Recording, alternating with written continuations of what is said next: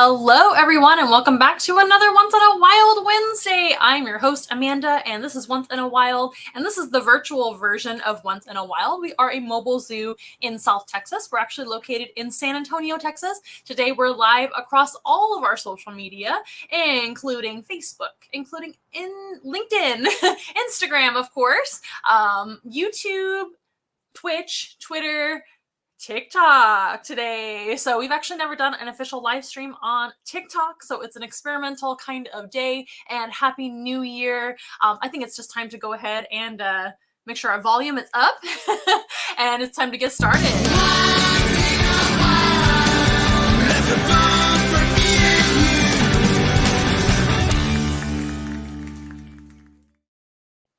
I've got a total of 3 cameras right here in my face for the live stream. One is our usual, of course, camera. And then I've got the Instagram cam and the TikTok cam tonight. So I hope you guys really enjoy. If you've never seen the live stream before, which we may have some new viewers tonight, and if not, you can rewatch it again. We always repost it again throughout, it's going to be on YouTube and it's going to be on Facebook. It's going to be on Instagram typically, maybe TikTok as well if it lets me upload it. I don't know how that works on TikTok because I'm fairly new to uploading on TikTok. I don't do a ton on TikTok.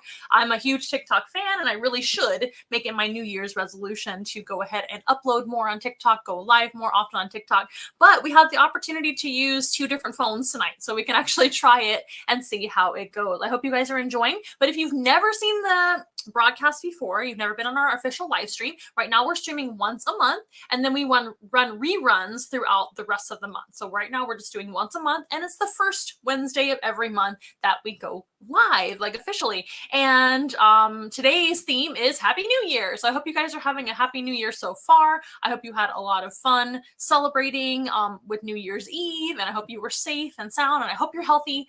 I myself am getting over being sick with some kind of funk. I don't know what I have, but it's slowly taking its time exiting my system. So I'm actually pretty ill still, but I wanted to jump on and do our live stream. Anyway, as you can see, my voice is still working, so might as well keep going. But we are only going live once a month nowadays. We used to go live 3 times a week, and then we went live once a week, and now we're really busy, so frankly. So we actually have just started going live first Wednesday of every month. So you can actually catch us across social media. Most of the social media, we are going live every single first Wednesday of the month, unless something comes up and I can't go live because I'm the one that typically does the live stream. Sometimes you'll see special guests on the show as well. Sometimes you'll see Ricky, the other owner of Once in a Wild. Once in a Wild, by the way, is our company, and we are based right here in South Texas. We are actually in San Antonio, Texas, and we are a mobile zoo. So we have live animals that travel to classrooms, birthday parties, all kinds of special events, whether they be public events or private events. Our animals can travel to most anywhere. And we have mostly smaller animals, nothing larger than a Pekin duck, giant rabbit, or a large owl. Those are our 3 largest animals in our collection. So we don't have anything enormous. So most of our animals travel with ease. In fact, we use small cars to travel around nowadays because they're great on gas. And that's what we have. So we do what we got to do. We're raising money for a bigger vehicle very, very soon, so stay tuned. But we travel around with our animals for educational purposes or animal therapy or even photo opportunities, something to make somebody's day better with animals. And our live animals are animal ambassadors. They're very well taken care of. And we're not a farm. We're not a rescue. We're not really a zoo either. We're kind of our own thing. We are Once in a Wild. So that's really what Once in a Wild does. We have anything from a small petting zoo to a interactive meet and greet to a photo opportunity, animal therapy, and even presentations where we teach you about the animals, and you're going to learn something like as if you were in like a class, but like a really fun class about the animals together.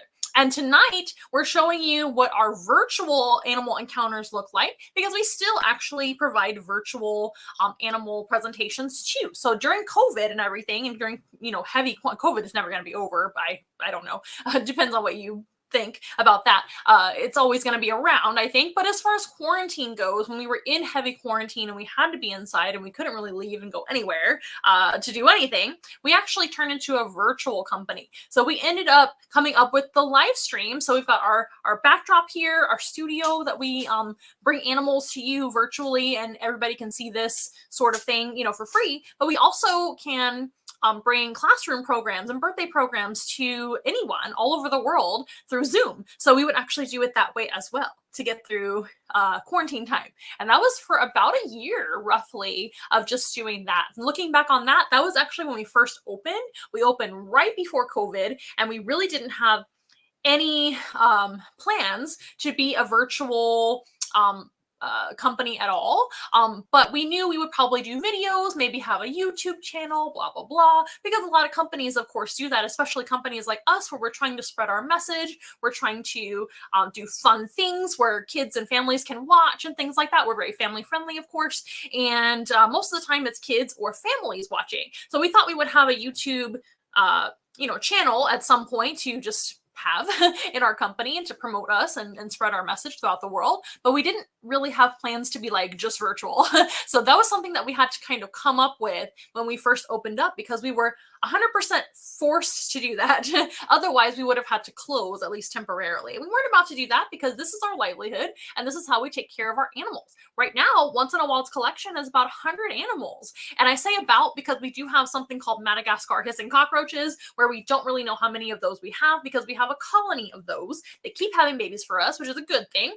And I don't really keep count of the little baby Madagascar hissing cockroaches. So those are the animals I don't keep track of as far as numbers. So we have around 100, including those bugs. So we've got Madagascar hissing cockroaches. That's our only insect species right now. We've also got arachnids like tarantulas and scorpions too. We've got some of those. We have smaller amphibians. We've even got axolotls in the collection, and we've got lots of reptiles, and we also have birds and mammals. So with everything together, there's around 100 individuals and around, I want to say 50 something species that we have, including those reptiles, including those insects and all the invertebrates and amphibians and stuff like that too. I have to go ahead and count again to give you an accurate number, but it's honestly always changing because we sometimes take in rescues here and there and of course adopt animals that make sense for us to have in our animal ambassador collection, etc., etc. But that's what we are as a company. We're a mobile zoo, also virtual zoo. So we have live animals that are animal ambassadors. Some of our animal ambassadors are virtual only. Some of them aren't really animals that travel a whole lot, but many of them do travel a whole lot. And they actually go fairly easily to classrooms, birthday parties, libraries, anything at all. Anything you can think of, churches, festivals. Most of our animals are super duper used to traveling around. They're trained for that. They're specially selected for that. If our animals let us know as an individual, hey, I'm not comfortable with this, then we pull them off of public programs or traveling around, or we just limit that as much as we can, and still being able to spread our message of animal conservation, animal education, spreading empathy for animals, etc., and making everybody's day much better with live animals. But please bear with me today. I know I sound really peppy, but I'm actually pretty exhausted from being sick for about 10 days straight. So bear with me. It's also been a little bit since I've been on the live stream. It's been about a month, and I hope you guys have had a wonderful Christmas season, holiday season, whatever holiday you celebrate, or if you don't celebrate at all, that's totally fine. I hope you've had a great winter season thus far. We had a little bit of a cold snap here in Texas, but now it's super warm again. Typical Texas, right? Up and down, up and down. I'm hoping that the rest of the winter here will be very mild, because that makes it a lot easier for us to take care of our animals outdoors and do, of course, events that are outdoors potentially. A lot of people do want to book their outdoor events this time of year, and it's really difficult to navigate that weather scenario because we never know what the weather's going to do ever in Texas. It could be literally in the 30s one day, and then by the end of the week, it could be in the 70s or 80s in the same week. Isn't that crazy? So sometimes, if you guys want to book your own animal encounter, by the way, that's the best way to help us out. We do, of course, rely on your funds that you give to us for your animal encounters. But if you want to purchase an animal encounter coming up here in Texas in the winter time, you have to be very careful. We really want to have a plan B for weather purposes, to have an indoor option. But the good thing and the good news about Once in a Wild is that we are fully capable of being inside if we have to. And in fact, I prefer inside encounters anyway, because it's temperature controlled, everybody's happy, no rain. But if it's nice out, of course, we will have the option to be outside. But anyway, I want to go ahead and go through a couple of announcements as well before I forget, because I don't want to get too into the animal encounter portion of the program and then forget about our announcements. I just have a couple of quick announcements. We don't have a ton of public, public events going on. soon. We've got some coming up hopefully in February, certainly March. If anything pops up in January, we'll put it on our social media. If you ever want to stay on top of what's going on with Once in a Wild social media, we are on all the things. Instagram, especially Facebook, if you still have Facebook. Twitter, we're on there, but really Facebook and Instagram are where we announce most of our events and things like that. And also, of course, our website, onceinawild.com. You can actually see what events are going on if they're public events, and you can attend them and see our animals. So exciting. We actually do have something, but I don't think it's not till February. So February, March, and then of course springtime, April, we are super busy.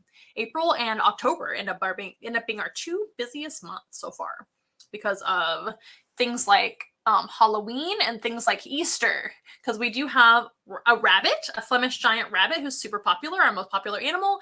And we do have, of course, creepy crawly animals like our owl and things like that, which are great for creepy crawly events. Ooh, TikTok. We've got several people watching over there on TikTok. That's really exciting. Hello, TikTok. Stay tuned, please. We will be having some live animals on the program. I'm so happy to see that there's so many viewers on TikTok. We do have a lot of followers on TikTok. We're always looking for more. Make sure to go ahead and follow us over there. I promise I'll be uploading much more over there. I know I don't have a ton of recent uploads. Life has just been really crazy, but I will figure out a way to have a regular upload schedule at least once a week over on TikTok. That is my New Year's resolution, you guys. What is your New Year's resolution? You tell me what your maybe like goals are this year. That's one of my goals, is to be more active on social media. I know that sounds really silly, but I've actually been not super active on social media this year. I've been super busy, which is not a bad thing, I guess, but we do post a lot as a company, but I want to post more fun stuff, especially on TikTok. TikTok is my favorite social media platform right now. What was I going to say? Oh, announcements. I almost forgot. Announcements. I'm going to go ahead and post them on our every social media, but Instagram and TikTok right now. I can put little banners. So here's our first announcement. So we are actually nominated for the Reader's Choice Awards for entertainment, leisure, and local podcasts in our city, San Antonio, and it's the San Antonio Express News, I believe, right, Ricky? San Antonio Express News. We are nominated for Reader's Choice Awards, entertainment, leisure, local podcast. And here it is on the screen for most of the social media for you guys to read down below.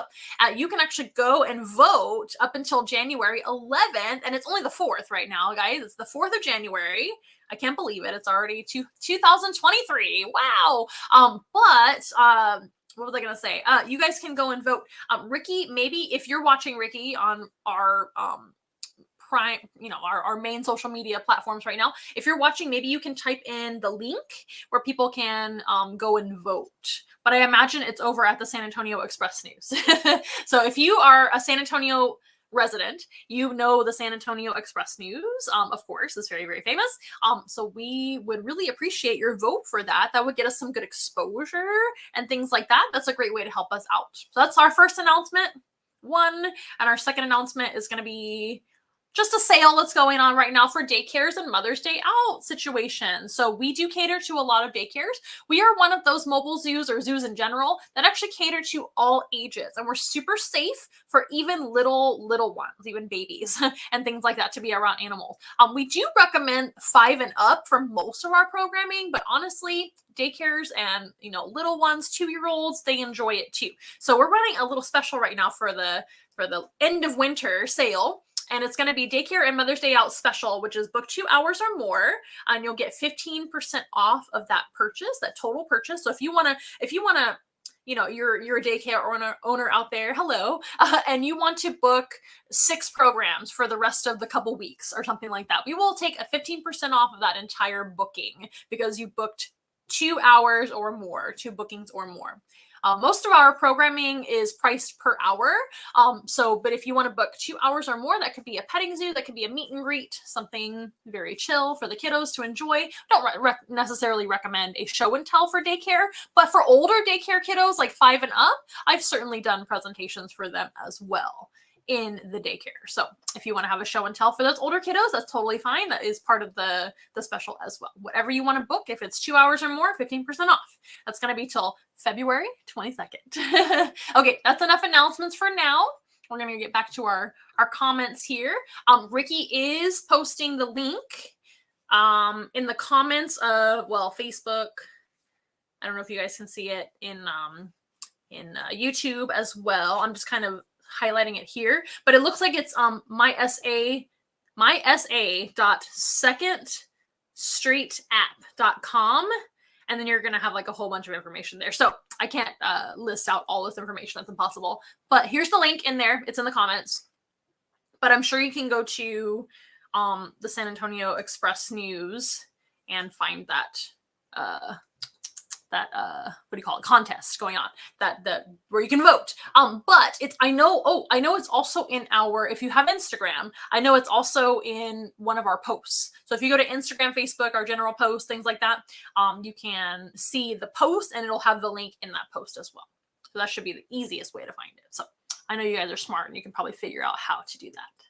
All right. Oh, I went to your school. It's so exciting. We have a lot of younger followers and friends and family over on TikTok, and I hope you're enjoying watching. So we are going to actually have some live animals on the program. If you're new to watching our live stream, we always bring animals on the animal show, of course, and they're live animals.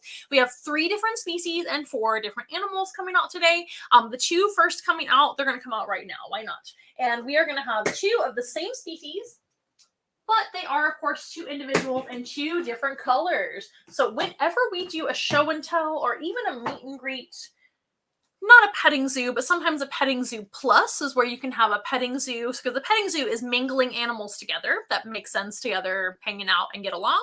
And then we can do petting zoo plus where we have extra animals. This is our most popular, and for me, my favorite extra animal to have in the petting zoo plus. And always a staple of once in a while, it's a good old ball python, and his name is Prince the Python, and Prince is a Pastabe ball python. This is a special coloring that only exists in human care. They would have the same pattern in the wild, and they do live in Africa, by the way. They're from the African savanna in the wild. Very well-known species, the ball python. If you're from countries outside of the US, they call them the royal python, which is my favorite name for them because it sounds a little bit nicer than ball python, but they call them a ball python because they ball up and curl up, and that's usually how they rest. That's how they're comfortable. They like to curl up and just rest like that. That's how they spend most of their life. They can, of course, stretch out a little bit, but they don't often do that, so they call them the ball python. But the ball python, it's also their way of staying safe. They'll kind of curl up and maybe even like hide their head under their body. Let's see if I can get him to do it. I'm not trying to scare Prince. He's my friend. But if they feel a little bit startled, their instinct is to kind of go underneath themselves. So that's Prince. We're going to bring out another ball python at the same time because ball pythons tend to get along just fine. If you're wondering what those sounds are behind the scenes, it's just their travel bins, and they have little clips on them that make a little bit of noise. So these guys are at a lot of our programs, whether it's a meet and greet photo opportunity, it could be a presentation, things like that. We typically bring at least some sort of snake to everything when I can help it because I love snakes to death. So for a presentation, sometimes I'll bring a boa constrictor or a California king snake or one of our larger ones. These 2 are getting bigger. You can see they're actually pretty sizable nowadays. And Princess is another ball python, of course. She's a ivory ball python. So ball pythons come in all sorts of different color morphs. And that's only in human care. In the wild, they'll be like a darker version of Prince. They have a pattern for camouflage, of course. And then you'll see a whole bunch of different, hundreds of different color morphs and patterns of ball python in human care. So like as pets and things. And how they get these color morphs is through a lot of intricate selective breeding. So, and I'm not a breeder myself. Please don't ask me. I don't know much about it as far as the intricacies of it. But I do know the basics, which is they're selectively bred, mom and dad. There's a lot of genetics involved. There's a whole lot, to research and know about ball python breeding. But I myself am not an expert in that aspect of reptiles. I do have a whole ton of experience with reptiles. I've been working with reptiles since I was pretty young, and they are one of my most comfortable types of animals for myself to talk about and teach you about and things like that. But just know that this is a special color. This is even a special color. And of course, this is almost a patternless animal. So you would not see this animal living, in the wild with this type of coloration or pattern at all. But this pattern does exist in the wild. It's just a different color. So they use their pattern, of course, for hiding, for camouflage. But the ball python is also known to live underneath things. Like they'll live underneath crevices, underneath what do you call it? Termite mounds in the savannas of Africa where they come from in the wild. They typically are a more nocturnal species, so they'll be underground or under something throughout the day. And if they feel like venturing out for whatever reason, they may come out of their hide or habitat or home to venture out in the night. But typically they don't really go out that much. It's only going to be if they're really hungry or they're just feeling extra adventurous, because of course it's going to be a lot more dangerous in the wild than it is in human care. So as a wild snake, they're actually a pretty shy animal. They're not one that really ventures out a ton like some other snake species, like rat snakes, for example, or even like mambas and things like that. Those guys are a lot more active. These type of snakes, the ball python, they're fairly inactive, but in the night they'll be a lot more adventurous sometimes. But they typically are kind of a subterrestrial or underground animal, and of course they're carnivores, so they're going to be an animal that lies in waits for their food to pass by, and they will actually just kind of wait around typically. And if a prey item such as a rodent or a bird ventures too close to their head or too close to the entrance to their cave, for lack of better terms, they will sense them. These guys are really good at smelling, and a python has something extra than smell, and it's called, whoa, sorry guys, bumped right into each other, and it's called heat sensory pits. So these guys have pits on their lips. Can you see the little holes on Prince's mouth there? He's got little holes, which are kind of like little nostrils, but they're not. He's got real nostrils on top, which will help him smell. Sorry, they don't. They help him breathe. The smelling actually comes from the tongue. See, you guys, I told you I was sick and still recovering from being sick for 10 days. So the holes on the lips and the nostrils are not for smelling. The holes are for sensing heat. They actually can sense body heat of warm-blooded animals, no problem. And the tongue is what does the smelling. So you'll see that tongue flickering a lot. They flicker their tongue. The tongue is forked, so it has 2 points on the end of it. And that will gather scent particles in the air, scent particles on surfaces, like this carpet right here. And that will go right back into their mouth and kind of touch the top of their mouth, the roof of their mouth, which has a little hole or a pocket, and that's called a Jacobson's organ. The Jacobson's organ tells the brain lots of information that we don't understand as humans, because we don't have a Jacobson's organ. Tells them all sorts of information about the smells they're smelling. Isn't that neat? So whether it's by smell with the tongue or sensing heat with their heat pits, a ball python will sense that food. And then, of course, they immediately, if they're hungry, they're going to reach out and grab the food with their mouth. And they will strike forward with the first third of their body. And they'll strike forward very quickly. They're not a quick animal in general. They're pretty slow. But when they're going to bite something for food, they will strike very fast. And they will bite their food. These guys do not have fangs. They do not have big teeth at all. Their teeth are pretty small. They just grab onto their food with Velcro-like teeth, kind of sticky teeth. Many teeth in there, but they have very small teeth, not very exciting. And they will grab onto the food, not let go. Then they'll wrap around that animal with the first third to half of their body. They'll squeeze them for around 5 minutes. And a ball python is extra picky about how long they hold on to a animal before it's passed away. These guys are very shy animals, so they're actually picky eaters in human care. In the wild, they're probably not going to be as picky because they may not get another meal for a while, right?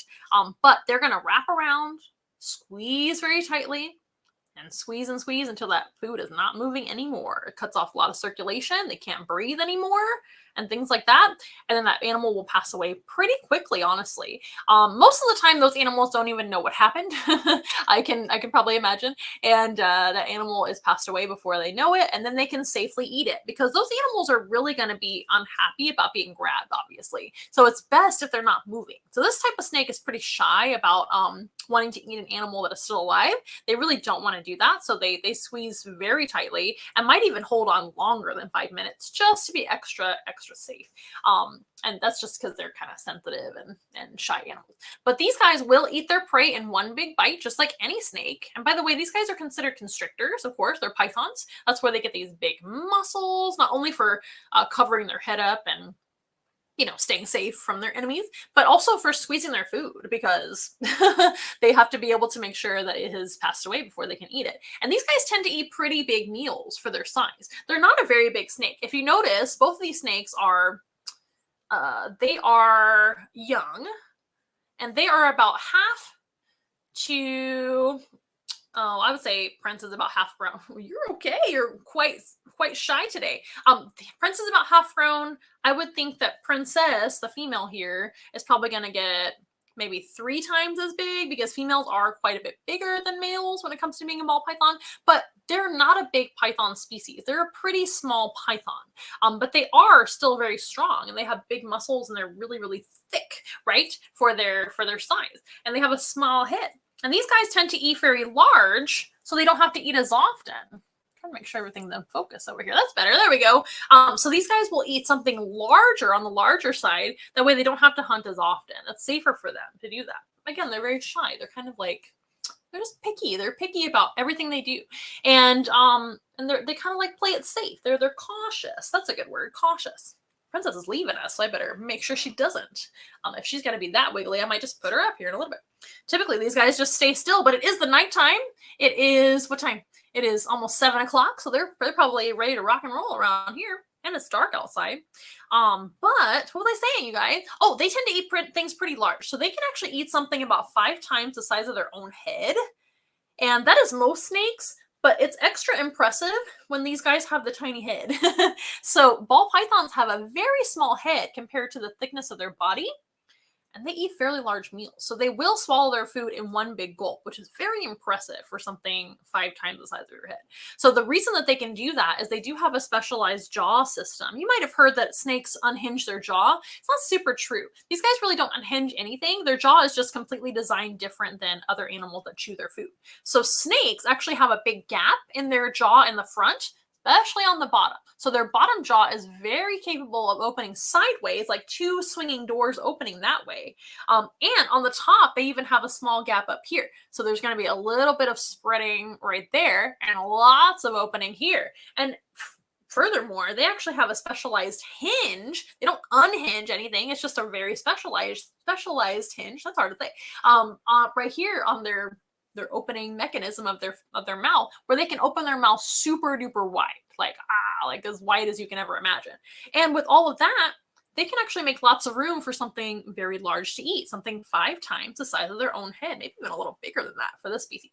And also, they can actually hold their breath a long time. A reptile in general can actually hold their breath quite a long time for most reptiles, much longer than a mammal or a bird. And also, if they need to breathe while swallowing a big meal like that, they have something called a glottis, which is an extension portion of their throat. So they can actually snorkel out through the corner of their mouth and kind of stretch their throat out, their glottis, which is how they breathe, right? It's the hole for breathing into the throat.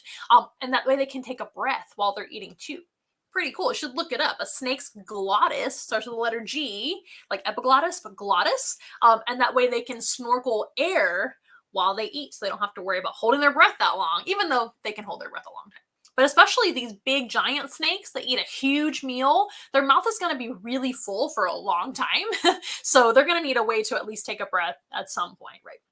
Now, I do apologize. The 2 devices that I'm using for Instagram and TikTok, they're kind of far away. If you guys do ask questions, maybe we can have, I wish I could go back and answer them later. Certainly on YouTube and Facebook and everything else, I can answer them later.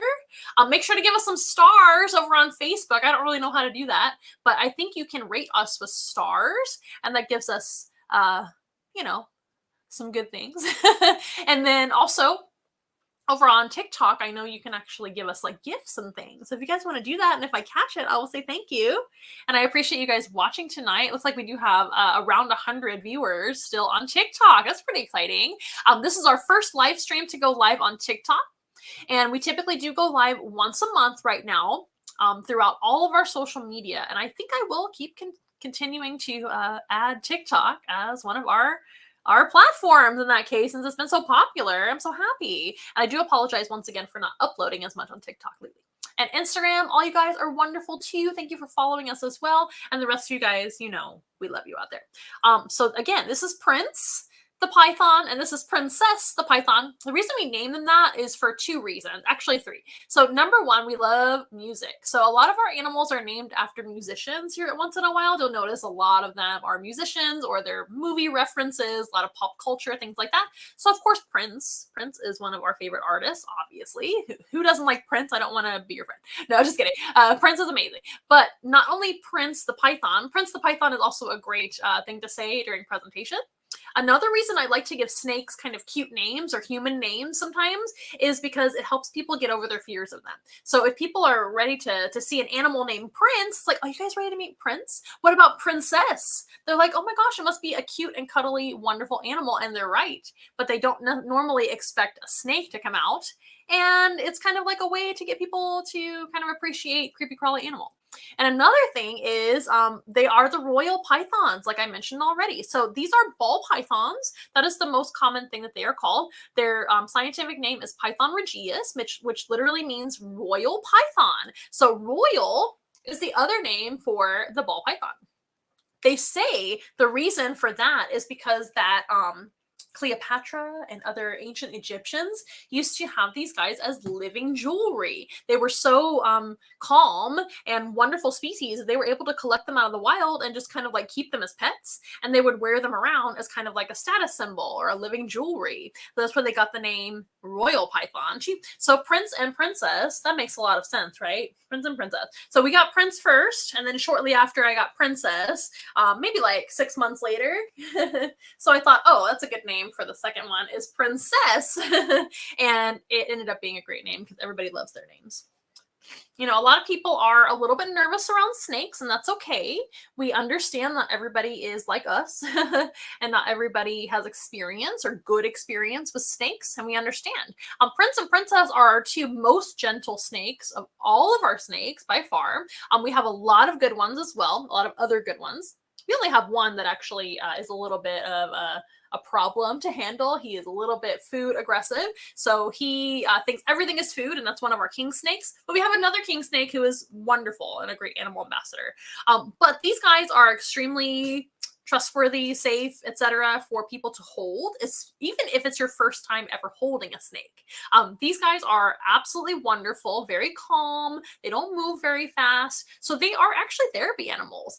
So we have a couple of different ways of going about our animal therapy. One is going to be just traditional animal therapy where you're just enjoying animals, you're touching them, holding them, maybe you're just looking at them, you're just enjoying the experience. And another method or choice for therapy is animal exposure therapy or exposure therapy in general. Lots and lots of people have animal fears and phobias. I would venture to say that everybody out there at least has one animal they're not comfortable with or they're afraid of. And mine is the general flying insect.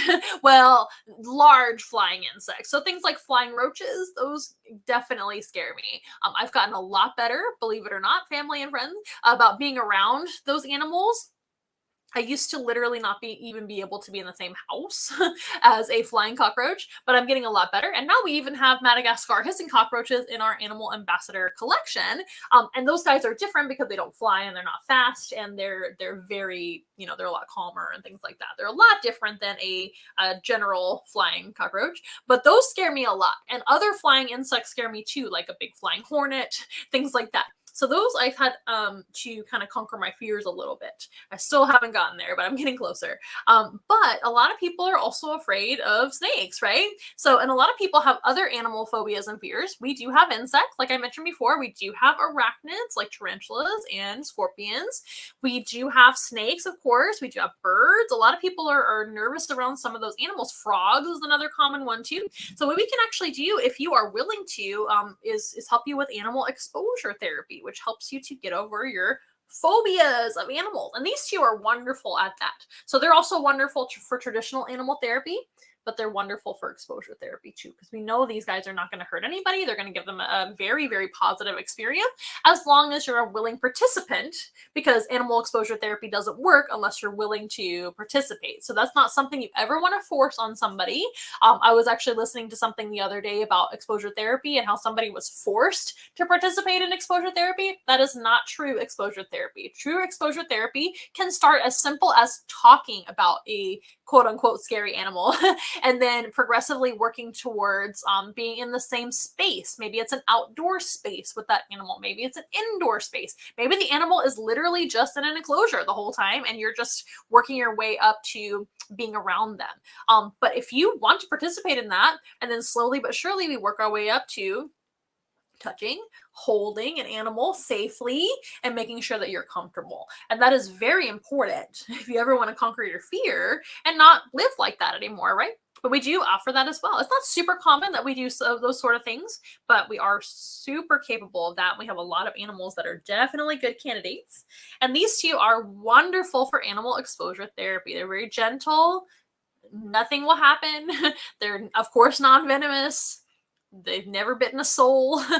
They barely bite their food. While pythons are kind of an annoying snake to keep sometimes because they are picky eaters that way. And therefore, a lot of snake keepers and reptile keepers don't really care for them because they're a little bit high maintenance when it comes to eating. So certainly not biting. Some ball pythons do actually nip sometimes, but even if they were to, worst case scenario, bite somebody, these guys are extremely harmless. Their teeth are small. They're a python. They're not a venomous snake. Nothing to worry about, but these guys have never, ever even come close to biting anybody. They are wonderful. So Prince and Princess. I'm just going to put down one of them. That way I can hold the other one up and teach you a little bit more about our snakes here. I'm just going to set Princess down. That way she doesn't crawl away. They were a lot more, or they are a lot more active than I expected tonight. So we're just going to put them in her travel enclosure. And if you're just joining us, this is Prince. He's a ball python, otherwise known as the royal python. Prince the python is one of our most common animal ambassadors that will travel to different things. Anything from animal therapy, like we just mentioned, to animal presentations, to photo opportunities, meet and greets. The only thing that Prince can't participate in because he's a snake is going into the petting zoo with all the other petting zoo animals. You may be wondering what petting zoo animals we actually provide. We do have 2 Pekin ducks, 1 giant rabbit, 1 bearded dragon, 2 red-footed tortoises, and 2 guinea pigs. That is our grouping for our petting zoo choice. If you want to have a petting zoo, you can also do a petting zoo plus, where you have a petting zoo plus extra animals. Prince is often at the petting zoo plus outside of the petting zoo area because snakes, of course, don't get along with things like guinea pigs and rabbits and things like that. They are predators. They're very important animals in the natural environment because they are one of those predators. They're not a top predator, but they are a very important predator that also feeds other animals too, believe it or not. Snakes in the food chain, they're kind of in the middle. They're not top of the food chain, and they're certainly not at the bottom of the food chain. They're right in the middle. So these guys will often be eaten by other animals in Africa, especially. So let's talk about their natural history. These guys are an African species. They're a smaller python. They're certainly not the largest type of python in Africa. The largest type of python in Africa is the African rock python, which is really similar to like the Indian python or the Burmese python, which you have probably heard of. And then over in India, you've got things like the reticulated python. And over in South America, you've got things like the anaconda, right? Those guys are a lot bigger. But the African rock python is very large too. That's much larger of a snake than the ball python. And ball pythons oftentimes are food for larger predators. And of course, they don't start this size. When they're hatched out of the egg, they're a lot smaller. Prince was just a little guy when we adopted him. And certainly the smaller the animal, the more enemies they have. So they do rely on their pattern to stay safe and hide away, camouflage. They have an inactive habits. They don't really, they're not a super, active animal. They don't move around a ton. So they can take their time hanging out underground and just hiding away. But they are eaten by other animals. They are a food source for other animals. Not an endangered species, which is fantastic for the wild specimens. These guys are doing very well in the wild. What else about you? Oh, snakes in general, they don't have any ears, they don't hear, but they can experience noise through their bodies, through feeling vibrations, of course. They do have inner ear for balance and stability, and like anti-nausea and things like that you need your inner ear for. But their main sense is going to be their sense of smell. And a ball python and all pythons and some boas and some venomous snakes like vipers, they do have heat sensing pits. So that's another way for them to sense their food and find food. I know it's a little bit out of focus there, but you guys probably saw that earlier, right? So pythons have several heat sensing pits, and then things like vipers, like rattlesnakes, for example, those guys have just 2 heat pits on the front of their lips there. They're called labial pits. What else? They have ever open eyes. They never shut their eyes. Their eyes are always open, but they do have a protective scale over their eye called a spectacle scale. And the spectacle scale is clear, so they can see straight through it, protects their eye. They can even go swimming and look through the water with their spectacle scale like a goggle, but their eyes are always open. So really they don't typically, or they don't, not typically, that's the wrong word. They don't go to sleep all the way is what I'm trying to say. They don't really sleep in the traditional way. They kind of just rest and zone out when they're sleeping.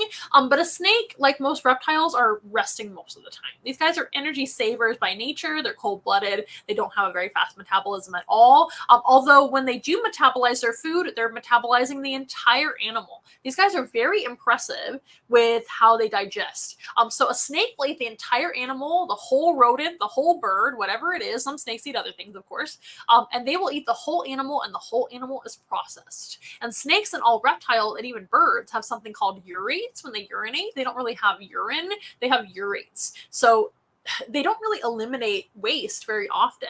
These guys will take their sweet time digesting, and they'll go to the restroom maybe like 2 to 3 times a month. For this species, it's amazing. So typically every meal you feed them, they'll have a waste that follows that, right? And snakes like this, especially ball pythons in the wild, once a month is plenty of food. In human care, we tend to feed them a lot more often. I do offer them food about 3 times a month, maybe twice a month, depending on how they're feeling or what season it is. These guys really aren't a 4-season type of animal in the wild. So when it gets cooler, their body's like, what's happening? I don't know if I should eat right now. I may not be able to digest that. So they do kind of second guess eating at that point in time.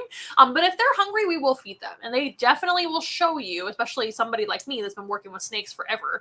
You can tell when they're going to eat and when they're not going to eat. Sometimes we offer them food anyway, and if they say no thank you, that's okay. They are a snake that can definitely go months and months if they need to without eating. That is the biggest challenge of keeping ball pythons, by the way, is them not eating.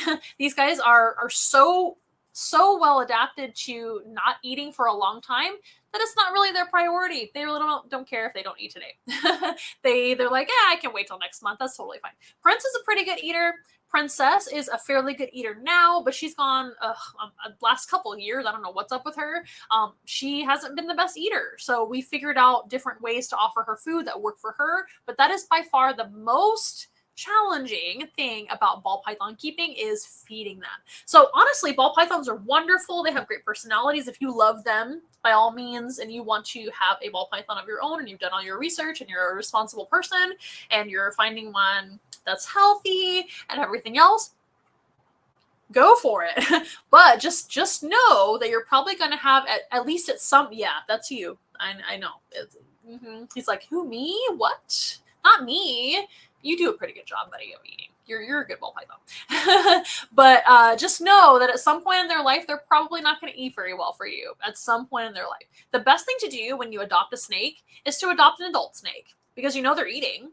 You may want to find out how they've been feeding them. But honestly, ball pythons and maybe like a couple other species that give you feeding problems and things like that, where they won't eat for you. Most other snakes eat just fine, and they're good at it. It's really, really good to feed them frozen thawed, of course. That's much safer for the prey. It's much safer for the predator. When you feed a ball python something alive, they may be afraid of it, and they may be like, oh my gosh, I'm not eating that. It's going to eat me. It's going to hurt me before I eat it. Or they may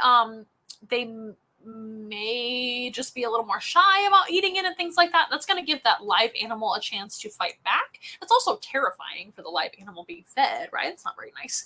And also, these guys, a lot of times, like I said, they won't really, they're just not as, they're what's the word?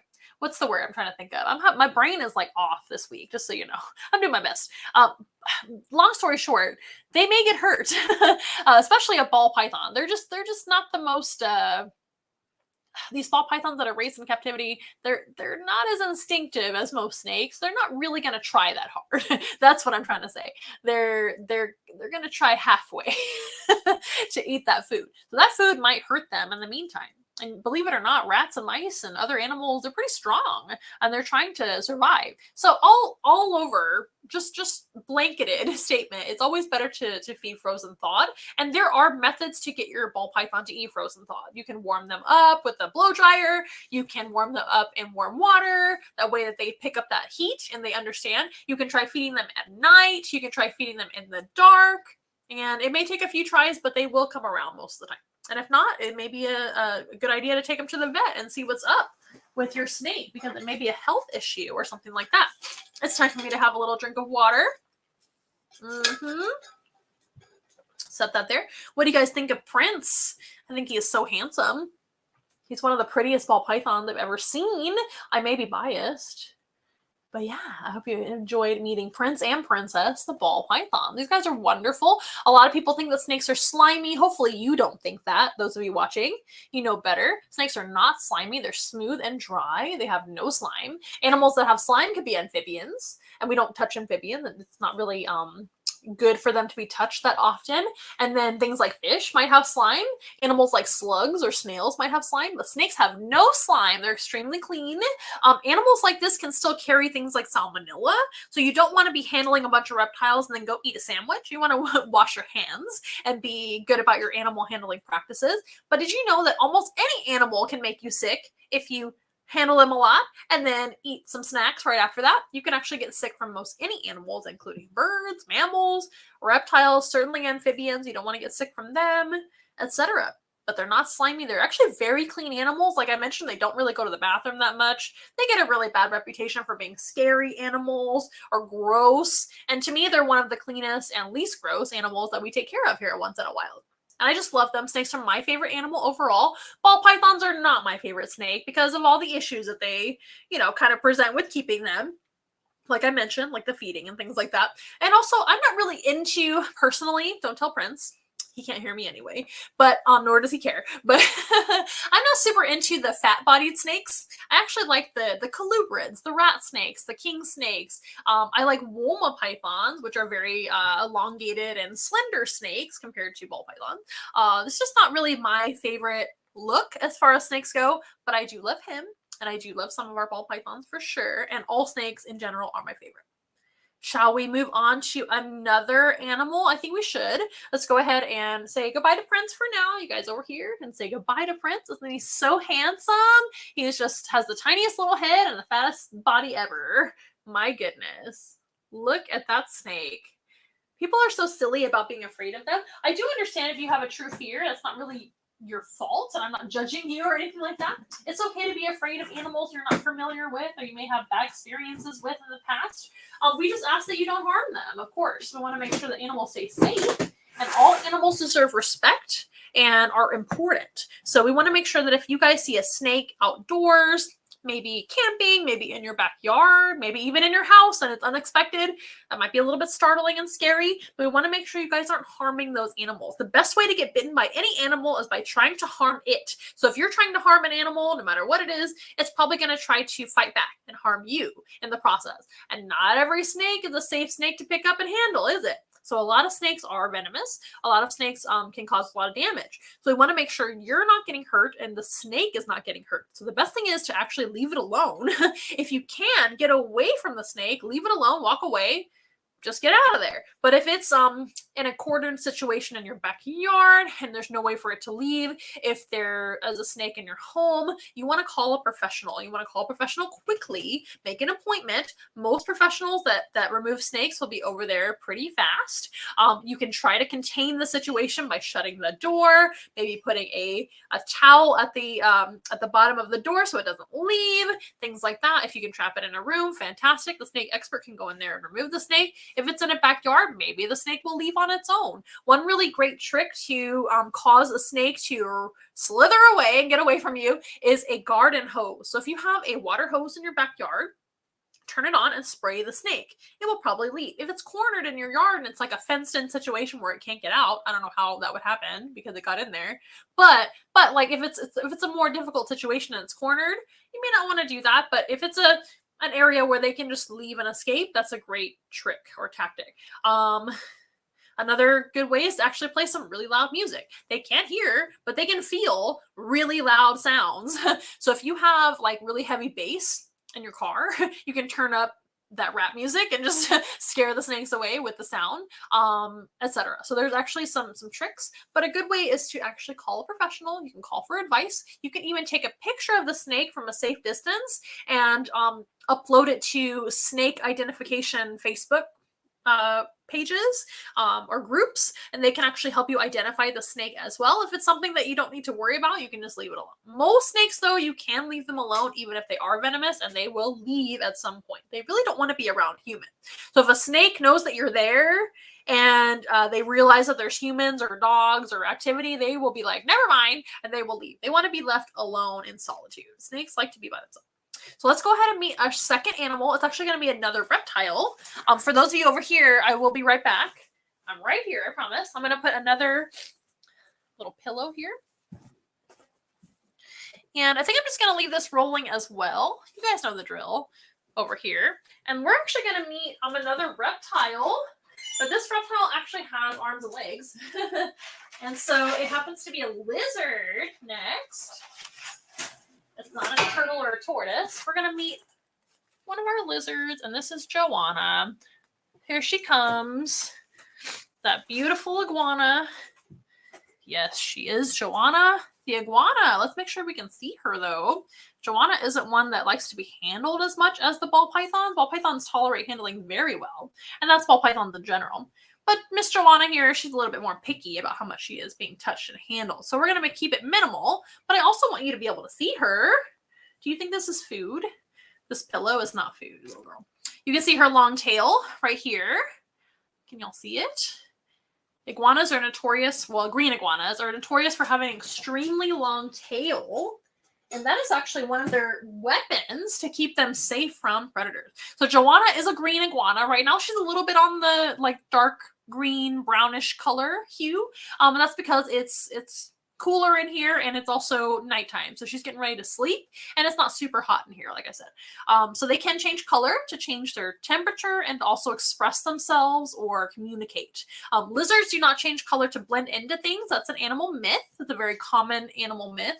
A lot of people say that about chameleons, especially. Chameleons change color very, very well, very rapidly and famously change color, right? Iguanas change color too, but they change color for the same reason as the chameleon. Maybe not as demonstratively as a chameleon, but these guys will definitely communicate with their colors. They don't they don't really communicate with their voice as far as lizards go. Lizards don't really talk very much with their voice, but they do talk with their skin and their body language. That is how lizards typically communicate with each other or with other animals. So changing color is a great way to do that. Another thing that they do is change their temperature, like I said, as well. So Joanna's feeling a little bit cooler just because it's in the 70s with the air conditioning on in here. Iguanas like it very, very warm. If she were in 90-something degrees outside, she'd be very light green. That would help her reflect the sun's rays if she's in the sun or she needs to get in the shade or whatever to regulate her temperature. She's a cold-blooded animal like the snakes, right? Snakes don't really change color to change their temperature. There's a few snakes that change color a little bit, but not super common, right? Lizards, it's very common.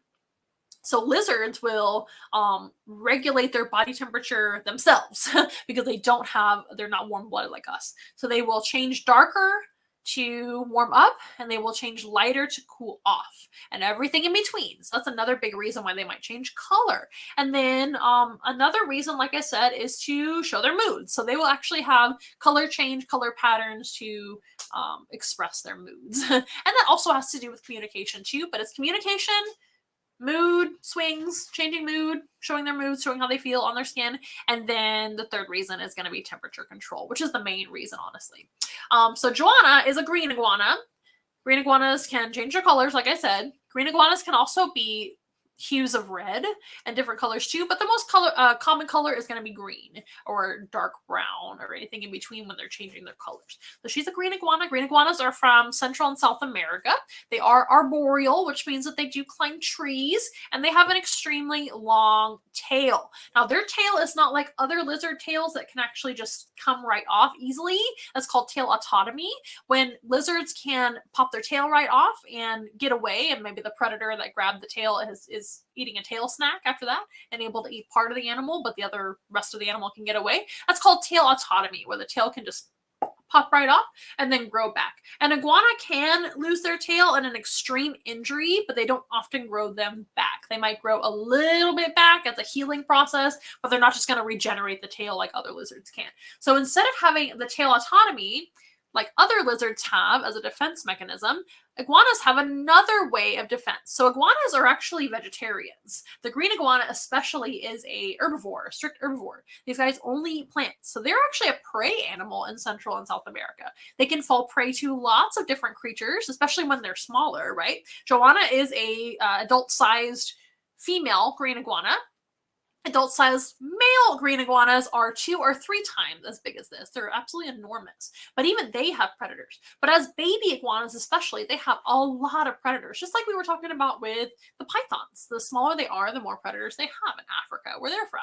These guys are from Central and South America. The jungle. They have lots of predators potentially out there in the jungle, including big cats and predatory birds and all sorts of other things too. Caiman and crocodiles in the water too. These guys are sometimes in the water too, so they can actually fall prey to crocodilians too.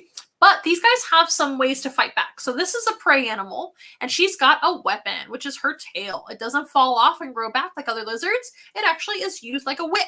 And on top of the tail, she's got a very, very, very sharp ridge, which going with the grain isn't too bad, but going against the grain would absolutely cut my finger wide open. And that is a great weapon to have, because most predators will actually attack from the back. So like a stalking cat is a really good example of a predator, right? Attacking its prey.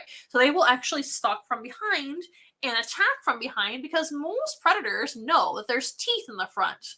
But a lot of predators don't know, or they may not know yet, that there's a weapon in the back. So she's got teeth in the front, which can certainly bite. I'm going to put her tail down now. She's got teeth in the front, which can certainly bite and bite hard, and they have sharp teeth. Let me tell you, an iguana has some of the sharpest teeth of all the lizards and all the animals in the animal kingdom. These guys have extremely sharp teeth.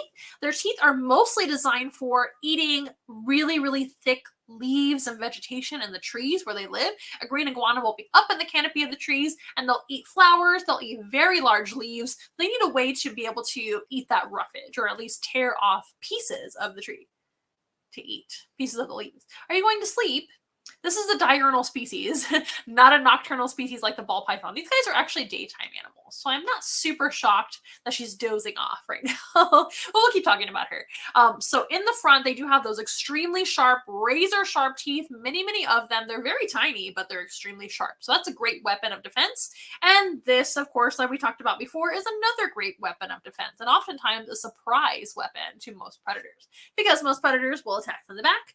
This tail can whip, whip, whip back and forth, cut you wide open, smack you in the face with a razor blade. It's good time. So these guys can actually get away from their enemies pretty well by whipping their tail around and by biting. But another thing that they have is their claws. These guys have some of the sharpest claws in the animal kingdom. I gave her a lap of luxury here to hang on to, but in the wild, they hang on to trees, and they will literally just climb up, like right up a tree. They don't even need any holes to to have like little footholds. They don't need any branches to climb. They can climb straight up a tree, straight up a fence, whatever. And they have very, very sharp claws. They can even scratch with their claws too. They can kind of go like that and scratch. This would probably be the weakest of the 3 weapons, because the teeth extremely sharp, very, very strong bite. These guys have a very, very dangerous tail, and then the claws are also there too. So they're just full of it, full of weapons. They also have a ridge on their back, which this ridge here is actually pretty soft. These are more for looks, or they may kind of deter the paws or feet of a predator. Maybe they're kind of, give a little, a second thought about grabbing them. But certainly the ridge on the top of the tail from the the bottom half, if you will, the tail half, tail half of the tail, they do have that very sharp ridge, especially when going backwards. So that's going to be a very good weapon of safety. Now, an iguana can also choose to just stay still. As you can see, she hasn't really moved much this entire time she's been out here. Iguanas don't tend to move much. Ball pythons don't tend to move much. Reptiles in general aren't super active animals. As far as animals go, they're pretty inactive. And that is because they're conserving energy at all times. Even an animal that lives in the tropics of South and Central America, these guys will, of course, have a lot more energy in their natural habitat, in the sun, when it's warm out. She lives outside, by the way, most of the time, but when it's cold, like it is now, overnight, she has to come inside, and when it's above 60 degrees, she can go outside, but in their natural habitat, it's going to be much warmer, so they're much more active out there. But even in their natural habitat, you'll see lizards just lounging around most of the time. And lizards in general can just kind of stay still and hide and hope that they just blend into stuff. Now, again, they're not changing color to blend into stuff. They already just do that on their own. Whether they are green, dark green, reddish brown, or brown, those are all colors that kind of mimic their backdrop, right? And remember, these guys are living up in the trees anyway, so they have a lot of leaf coverage and busyness up in the trees to hide anyway. So they can just choose to hide and choose to stay still and hope that nobody sees them. But if a predator does spot them, they have those methods of defense, right? And if they want to, these guys can actually run away, jump down, or swim away too. Those are really good ways to stay safe too.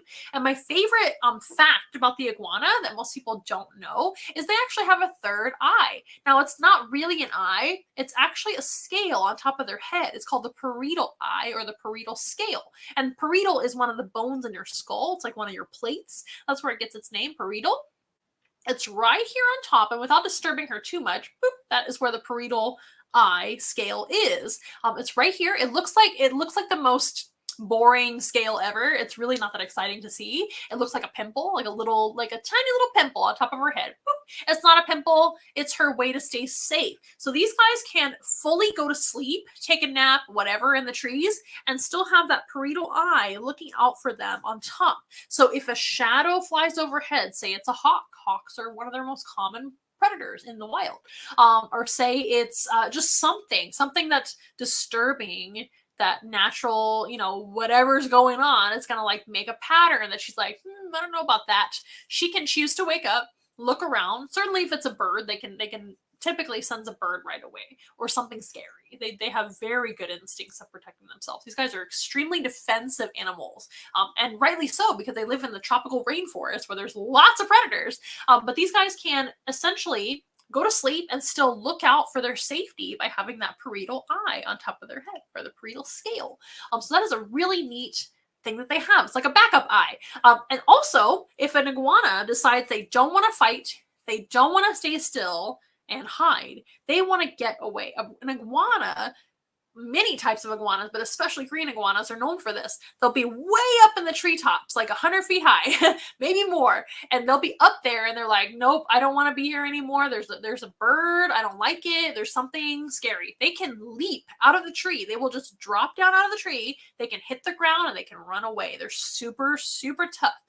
But if they don't hit the ground, and they're actually over the water, even better. They can just hit the water, do a little dive, and swim away. These guys can hold their breath a long time, and they can swim underwater or on the surface of the water, and they kind of do like a fish maneuver where they will tuck in their legs and just swim like a snake across the river, get away to the other side if they want to, or they can stay underwater and kind of like wait for what's going to happen and stay safe that way. Iguanas are super amazing lizards in the wild. Now, that being said, a lot of people think, an iguana is an amazing animal. I would love an iguana for a pet. No, you would not. Iguanas are terrible pets. There's far better pet lizard choices. My favorites to recommend, my 3 favorites, are going to be the blue-tongued skink, the bearded dragon, or the leopard gecko. Those are 3 very, very good pet lizards. And there's other ones too, like the crested gecko. What's another pet lizard? The Uromastyx. There's so many lizard choices that you can make that are far better than the green iguana. Now remember, Joanna is an animal ambassador. She's been with me for 12 years or so, going on 13 years now. Oh my gosh, around, actually it is 13 years now we've been together. So she knows me very well. She doesn't really like me, but she tolerates me pretty well. I always say I'm the only one that she likes and not very much. And she is very used to being handled. She's very used to traveling, and she still isn't the biggest fan of it. We keep it minimal for Joanna. But she's a very good sport. But she's a terrible example of what you would typically see in an iguana's behavior. She's a very calm animal. Right now it's kind of sleepy time anyway.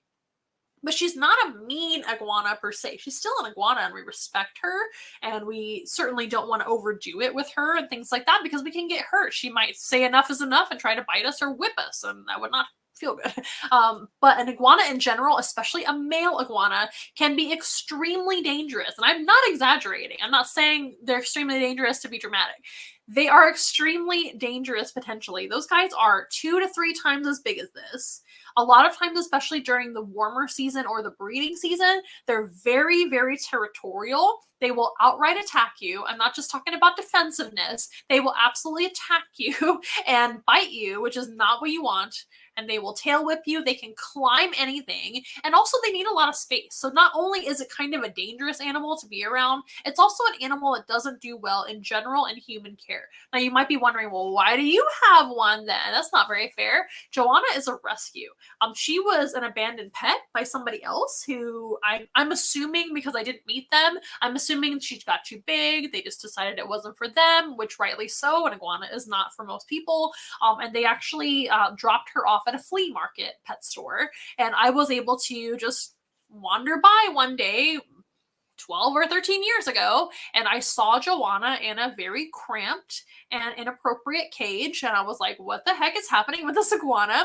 And they told me, oh, somebody had just dropped her off, was what they told me. I don't know if that's true or not, but they tried to make it sound like she was an abandoned pet. So I said, okay, I'll take her home today. And they were like, oh no. And I was like, no, I will take her home today because she obviously needs a better home.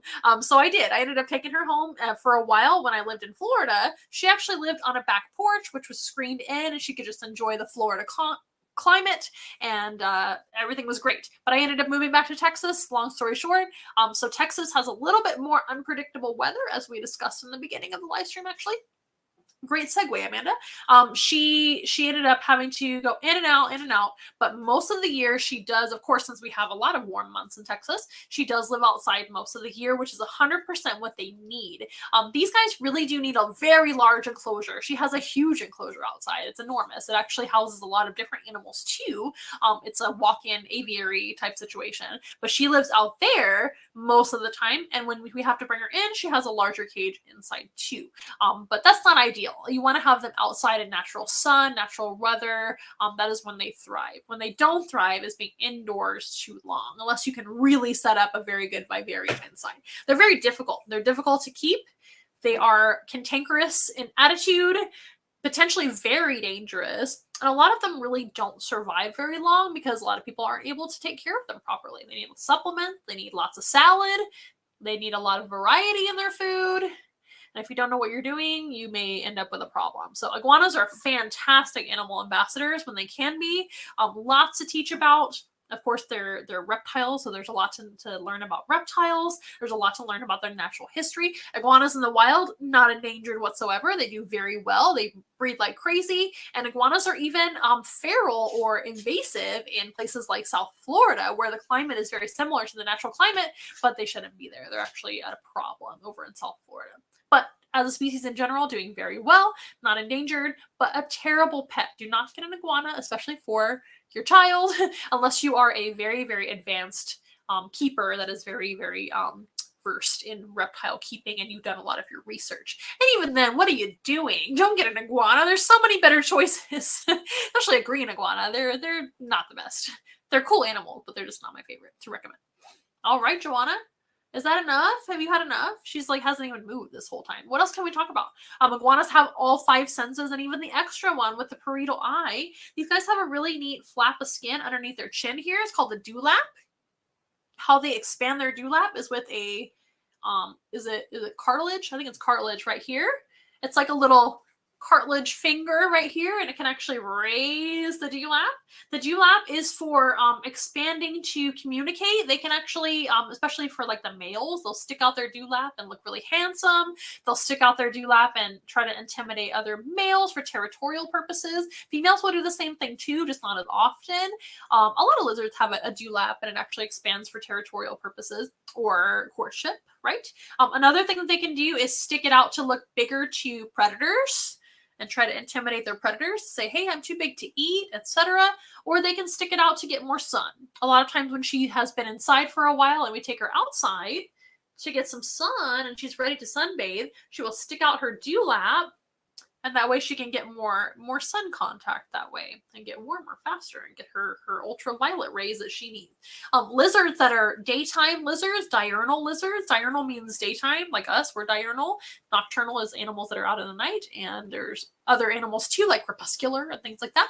But diurnal lizards need natural light or ultraviolet lamps. And that helps them to get all the vitamin D processing that they need, helps them not to have wonky bones or to get metabolic bone disease and things like that. Helps them to grow properly and digest their food properly. So it's something they absolutely need.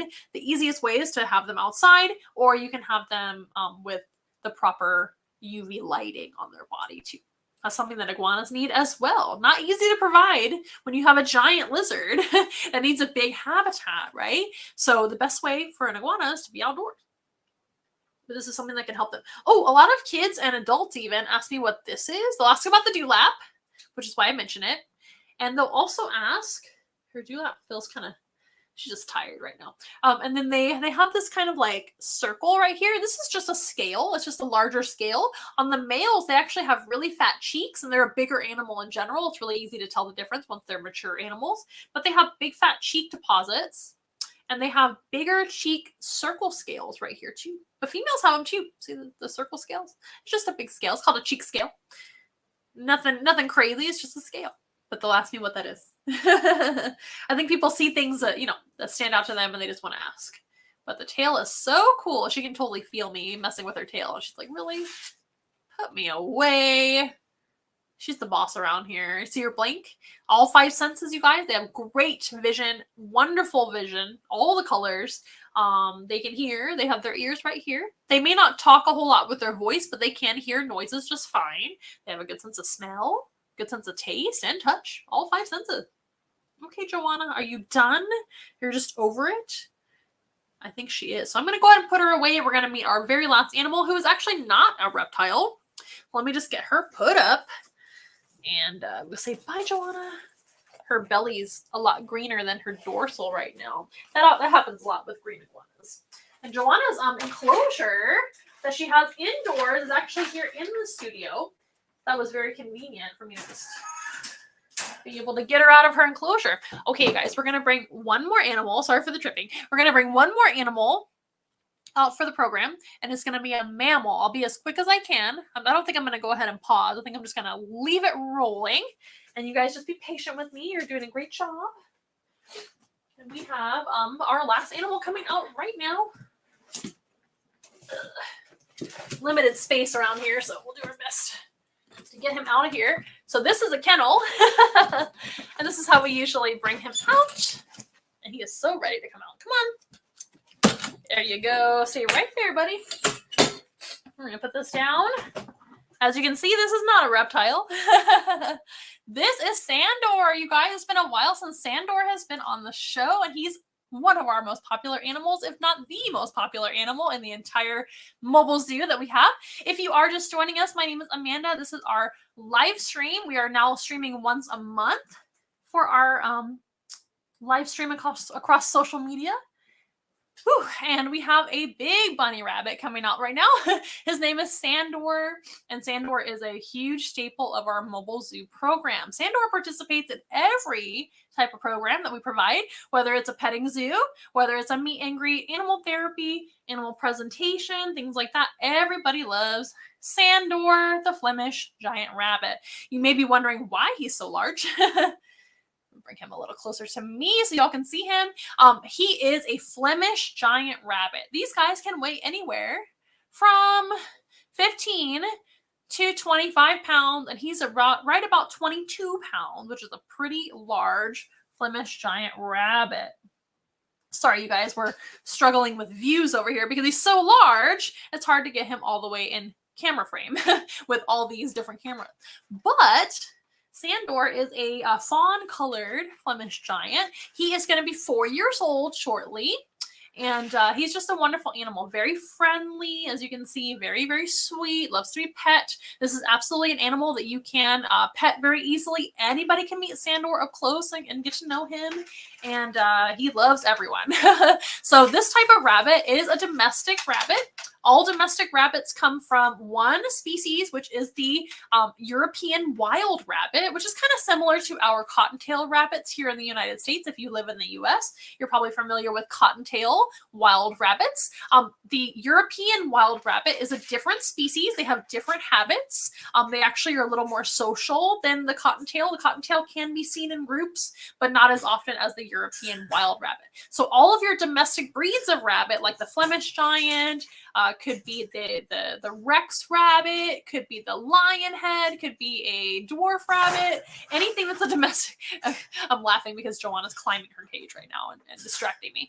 Oh my gosh, just don't fall. That would be very loud for everyone to hear. If she falls, you guys, it's okay. She's an iguana and they are designed to fall. But she just wants to climb right now. Just right now. She's climbing really high. But these guys come from like I said, the European wild rabbit, a very social species in the wild, a very social domestic species as well. So the domestic rabbit comes from us trying to make animals into food. And then little by little, creating different breeds. There's all sorts of different breeds of rabbits nowadays that can be domestic pets. This can certainly be a very good pet for the right family. Rabbits are not impulse pets for sure. We definitely don't recommend any animal be just purchased on impulse. Please don't get a rabbit for your child for Easter, for example. We want to take good care of our animals. But if you're a responsible pet owner and you think of them more like a cat than like a caged animal, because these are not a caged animal, believe it or not. If you do want to learn more about rabbit care, we actually did a live stream and program all about rabbit care in the past. We've got it there on our YouTube channel to go back and look at. But these guys are actually fairly good pets for the right family if you take good care of them. They are a big responsibility, but if you can like have a cat or a dog, you can probably have a rabbit too. Maybe not in the same household, but maybe so. Some cats and dogs get along well with rabbits. The Flemish giant rabbit is my favorite breed by far. I've worked with a few different breeds rather. But the Flemish is the best. They are the friendliest. They are the most calm. And it's, in my opinion, the most beautiful and the most impressive. So I just love him, and so does everyone. Rabbits in the wild, very social. They actually live for the European wild rabbit. That's the one we're talking about right now. Ignore Joanna's noises. Shh. Very rude, Joanna. In the wild, the European wild rabbit, they live usually underground in burrows underground with their family. Okay, she's climbing into her hammock. Good job, Joanna. Hooray. Good job. Just stay there in your shed like a hammock to lay in. No, you have to stay here. You have to stay here in view so everybody can see your giant body and face. But they live in dens or warrens underground. They call them warrens with a W, and with their whole family. Rabbits are very clean as well. These guys usually don't like to make a big mess underground where they live. They like to go up above onto so they're underground, right? And they go up above onto the surface where the grass is. They'll eat and they'll use the restroom when they're up above the surface. So rabbits are actually pretty easy to litter box train. They like to go in one spot and they'll go in the same place where they graze. So a rabbit is a grazing animal, meaning that they should always have food provided for them 24 hours a day. A rabbit cannot actually throw up. So if they get an upset stomach, everything has to move through their body. So they must keep eating fiber all the time in order to pass food and waste through their body. They don't go to the bathroom as much as you would think as a grazing animal, not like a guinea pig or even a horse or something like that, or a goat. They use the restroom a couple of times a day, but it's not really that bad. These guys are pretty good about that as well, aren't you, buddy? But they are a grazing animal, so they must be chewing on and eating hay 24 hours a day. Well, maybe not eating 24 hours, but provided hay 24 hours. That way they can choose to eat throughout the day. And that helps them to keep their system healthy and happy as well. But in the wild, they'll actually be underground in their burrow and come out to graze periodically throughout the day. And that's when they'll actually go to the restroom. So they're a very clean animal. They don't have a smell at all. That's a defense mechanism, is for them to not have an actual smell or odor, so that predators don't really detect them. And again, they like to be clean and eliminate away from their family. That way predators won't find their family. But they are prey for lots of animals. So this is another vegetarian animal like the iguana, and another prey animal like the iguana too, of course. These guys don't have as many defenses as an iguana, but they do have a lot of ways to sense predators. So number one is their nose. These guys have a very, very sensitive smeller, sniffer nose. And their nose, they say, is so sensitive that they can actually like sense your emotion. They can feel your blood pressure changing. They can sense your feelings, things like that. So they can certainly sense predators if they have a scent to them, right? Also, of course, are the big giant ears. They say for a mammal, if you look at their head, a mammal, by the way, is an animal with hair. If you look at their head, they actually have whatever's biggest on their head is what they do best. And of course, a rabbit of all types has pretty large ears. The more a rabbit is in a desert habitat, the bigger their ears will be. But remember, this is a domestic rabbit. But in the wild, they're about proportionate to their ears this way as well. This is a much larger animal than the wild European rabbit, but they do have big ears as a wild animal as well. And those ears are so sensitive that they can actually hear up to 2 miles away from their own body. So that helps them to listen out for predators too. Another way to stay safe is their eye. These guys have amazing eyesight, and they see even better far away than they do up close. And they do see color and everything too. These guys also have eyes way out here on the side of their head, which helps them to see all the way around their body very easily. Rabbits do have a very tiny blind spot in the front and a very tiny blind spot in the back. And most rabbits are actually pretty sensitive when you touch them in the back and the front. Flemish rabbits are very, very tolerant, so he doesn't mind me touching them. But if you've ever met another pet rabbit and you touch them from the tail, sometimes they will be a little bit spooked because they didn't see you there. But that can actually easily be navigated through their hearing, which rotates. Their ears easily rotate all over the place. This is very, very easy for him to do. Or they can rotate their head, of course, and actually look around them. So they can easily see 360 degrees around them. Just they have to move their head to do that. That's very, very cool. But great eyeballs for looking out for predators, right? And what else? You got a good sense of taste and touch, but that doesn't really help you sense predators before it's too late. As far as their defenses, their main defense is to kick. So if they happen to get grabbed by a predator, and remember, predators typically grab from the back and lift up. So say it's a hawk. A hawk is lifting up. They can kick with all their might, and their big back legs, which is a staple of all lagomorphs, which are rabbits, hares, and pikas. Rabbits are not rodents, by the way. They're lagomorphs. Lagomorphs have big back legs, and lagomorphs have no toe pads. They actually have no toe beans, like cats and dogs do, and other mammals do. And rodents have like little hands most of the time, or at least pads on their paws, right? Lagomorphs, like rabbits and hares and pikas, they have furry feet instead. But all of those guys have big back feet or legs, and they actually have very, very strong kicks and very big nails to be able to fight back. That is their main defense, if you will. They can also bite if they want to. Some rabbits do bite and choose to do that. But in the long run, in retrospect, compared to other animals in the wild, their bite is very, very weak.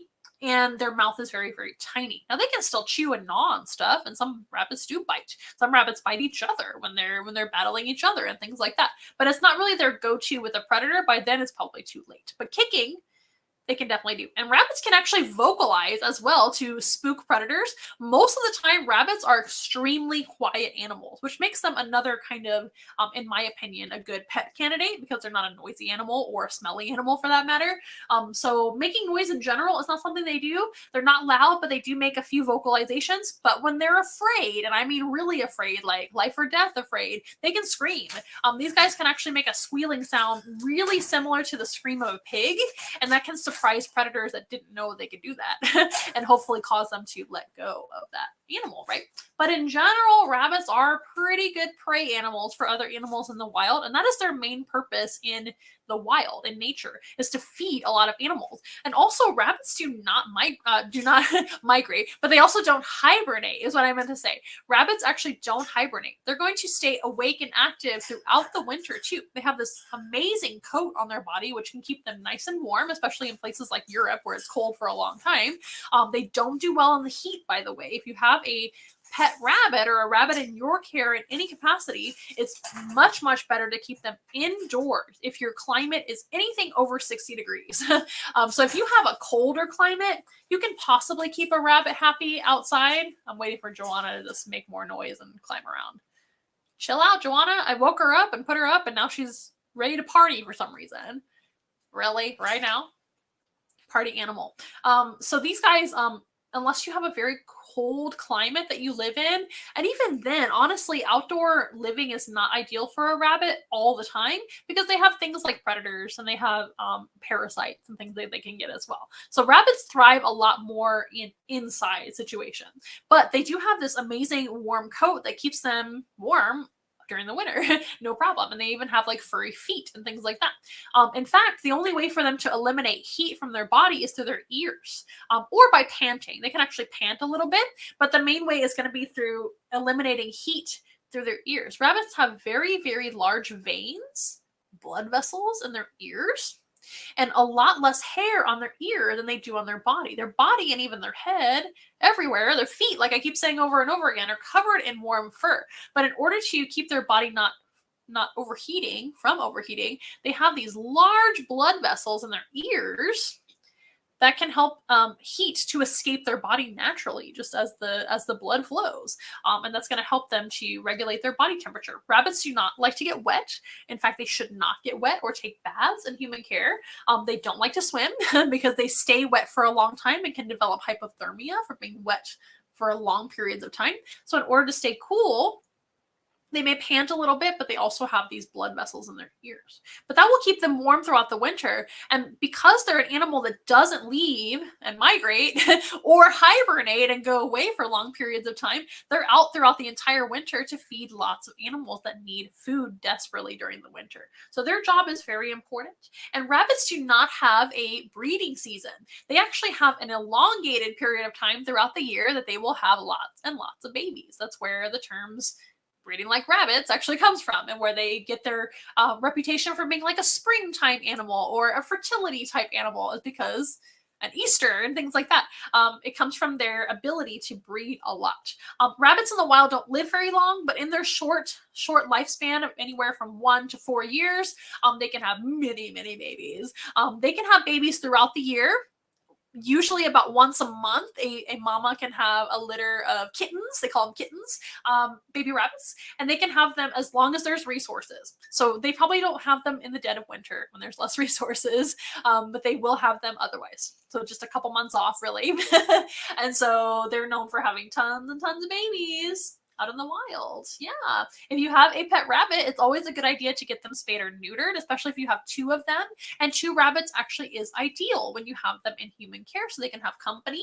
Or if you're Sandor, you just have a job and you're always out getting lots of attention and adoration from all of your fans. I would say and venture to say that Sandor is our most popular animal in the entire Once in a Wild collection. Aren't you, Sandor? He knows he's so popular, and rightly so. This is an amazing animal, you guys. He is going to be 4 very soon. This type of rabbit can easily live from 8 to 10 years, maybe a little longer, and other breeds of rabbit can live into their teens, maybe even up to 15 years with proper care. That is a very long commitment for a pet, isn't it? It's almost like having a cat or a dog, isn't it? He is worth every little thing that we have to do for him, which isn't really a whole lot compared to what he does for us. Right, buddy? Rabbits are amazing animals. I've learned a lot from having a rabbit in our collection, because I wasn't really a rabbit person before Once in a Wild. I worked mostly with, a lot of exotics, and I worked with all kinds of different domestics too, but rabbits weren't really an animal that I was super interested in before, to be frank, and also I just didn't have a ton of experience for whatever reason. But I've absolutely fallen in love with the Flemish Giant breed, and I'm so in love that we're looking to adopt a second rabbit very, very soon, so I'm very excited. We'll be very, very happy to announce that officially when it happens, so just stay tuned. But Sandor is so busy that we absolutely need a second rabbit to be able to fill all those appointments where rabbits are requested, where he is requested, and certainly to give him a break sometime, but also to have as a companion for him too, because I know he would probably benefit from another rabbit being around. Rabbits are very social. So if possible, it's always better to adopt 2 rabbits at the same time that are already friends, or maybe you raise them up together, but you have to get them spayed or neutered. It is absolutely a must if you have more than 1 rabbit. You should get them spayed or neutered anyway. It's the right thing to do, just like for a cat or a dog. Also, the population is really, really overgrown these days with animals needing homes and things like that. There's lots of adoptable rescue rabbits out there for you to adopt at your local shelter or rabbit rescue organization, things like that. That's always the best way to go, or through a reputable breeder is the second thing I would recommend. But it's always better to get 2. I'm always very disappointed in myself for not getting 2 rabbits in the first place, but we were still a very new company. We wanted to make sure that everything was going to work out, so I just went ahead and adopted 1, and I'm like, what have I done? I should have gotten 2. So Sandor will be getting a friend very, very soon. A new friend, another Flemish giant, very, very soon. Well, I hope you guys have really enjoyed. Somebody said, I love how Joanna looks like taxidermy. Yes, she does. A lot of people will ask, they ask this about a lot of the animals. I think it's a very strange question, to be honest, but I guess people don't really know that the animals we bring out into the public are real or not sometimes. So they'll be like, is that real? Is that alive? But Joanna, especially, because she'll just sit there and lay there and look like a statue, which is what I want her to do. I don't want her to be all crazy and running around like she is right now in her cage. Behind the scenes over here. But Sandor too, he'll go to like a program. As you can see, he's just laying there, and he'll lay like this for hours, especially if people are petting him, and they'll be like, oh my gosh, is he okay? Is he alive? Is he on drugs? No, none of those things are true. He is alive, yes. He is not dead. He is a living animal. He's just a very, very good, well-behaved rabbit. He is an excellent rabbit. Now, at home, which is where we are now, and behind the scenes, he runs around. He plays. Whenever we've got treats out or anything like that he's excited about, he will run around and get really excited. But most of the time when he's working, he knows to just lay here, and he will get all the love and all the pets, which is his favorite thing in the world, is to get massaged and adored by his loving fans. So that is what Sandor does best. Well, you guys, it's been a lot of fun. We would love to see you in person. Please stay tuned to our social media, especially Instagram and Facebook if you have those, to see what's going on with Once in a Wild. If you don't have Instagram or Facebook, you can check out onceinawild.com, which will let you know what public events are happening soon. But social media is honestly the best way to stay on top of what's going on, because we tend to announce those things on social media the most. But onceinawild.com does have that event page, which is really the home page, and you can see based on the calendar dates what's coming up soon, and we tend to post those as well. So you might see Sandor soon. You can also hire us for a private event. Of course, that is what we do most of the time, is private events. That's the very best way to help us out as well. You can request Sandor or any of the other animals you've seen today, and many, many more. I've got so many choices that you can meet in person. But Sandor is the most popular, and he goes to a lot of things, so I don't blame you for requesting him, and he is absolutely wonderful. He'd be very happy to meet you in person. If you would like to meet us in person in any capacity, or you want a virtual program as well, if you happen to be outside of our area, the San Antonio, Texas area, or Austin, or really anywhere surrounding those areas, we can do our best to travel to you. Just let us know, and we will let you know if we can do it or not. If you want to do any of that, the best way is to contact us. Our number is down below. Our number is in the bio descriptions and in the descriptions down below, certainly at our website, onceinawild.com. You've got our number there. And if you would like to request a contact, we can contact you. That is fine. Or if you just want to text or call us anytime, you can actually get a quote and see how much your experience is going to be. And that's the best way to help you out. That's the best way to help us out. But if you actually want to leave a tip or donation, we also have a Venmo and a Cash App, and that is at @OnceInAWild and $OnceInAWild. A very good way to also donate or tip to us if you like the show and you want to help our animals and leave a donation or something like that. We also even have an Amazon wish list over on our website, onceinawild.com. We've got our Amazon wish list. So if you go to onceinawild.com and you go to the help our animals, I think is the what is the button called nowadays? We also have Patreon too. That's another way to donate too. Ricky is reminding me over there. But there's lots of choices to help us out. If you are curious on how to help us out, you can always ask by contacting us on any of our social media platforms or through our direct line as well. Visit onceinaWall.com to learn more. We'd love to see you again on another live stream next month. We will go live the first Wednesday of every month. So next time will be next in February, of course. I hope you guys have had a wonderful January so far. I know it just started, but Happy New Year. We hope that you have some good New Year's resolutions that you're going to do your very best to fulfill. Mine is to upload more on TikTok. That's my New Year's resolution. And I'm sure I have others too. I just can't think of right now, but I do plan to do more on TikTok. Thank you guys for joining us tonight. I think our TikTok experiment went well. We lost some followers towards the end, but that's okay. Or not followers, but viewers, I mean. Towards the end, we saw followers. You know what I mean. But I think overall it went well. And we will certainly try to upload this to Instagram and YouTube and Facebook so you guys can watch it again if you like or if you missed part of it.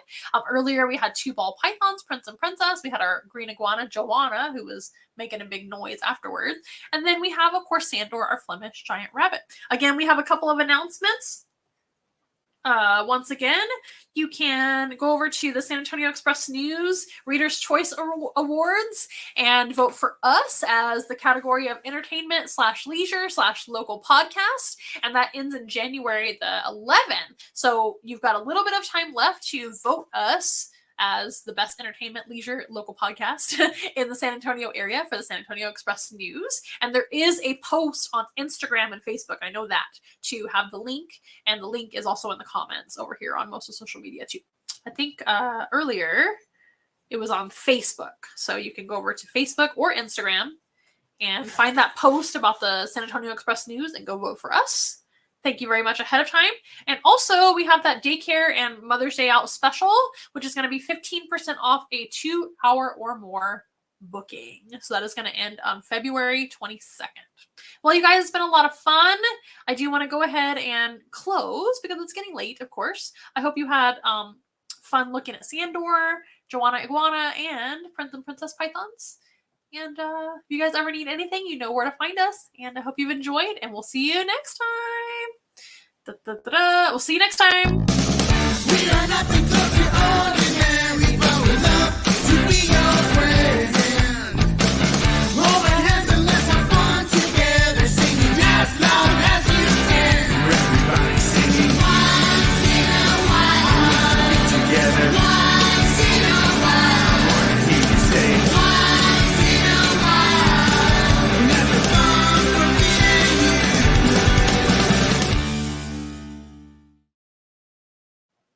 We hope to see you guys next time on our live stream. Bye, guys.